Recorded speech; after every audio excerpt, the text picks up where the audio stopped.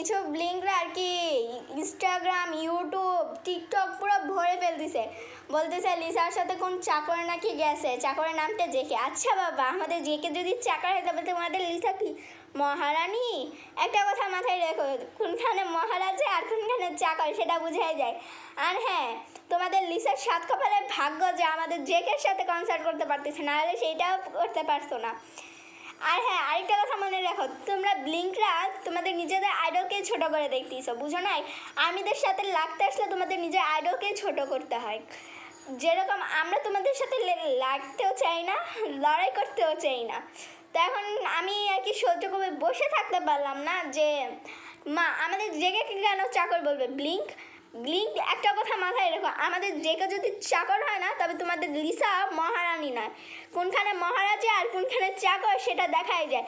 আর হ্যাঁ, আর্মিদের সাথে লাগতে আসলে কলম তোমরা নিজেদের আইডলকেই কলম ছোট করে দেখতেছো। সবার আগে তোমাদের দরকার তোমাদের ব্ল্যাক পিঙ্ককে সম্মান করা, কারণ তোমরা একটার উপর আইডলদেরকে সম্মান করো। যেখানে তোমাদের আইডল নিজেই আমাদের জেকের সাথে কনসার্ট করতে চায়, আর সেখানে আমরা কি বলবো? হ্যাঁ, তাই আমরা কোনো ব্যান্ড, কোনো কেপো গ্রুপকে ছোট করে দেখি না।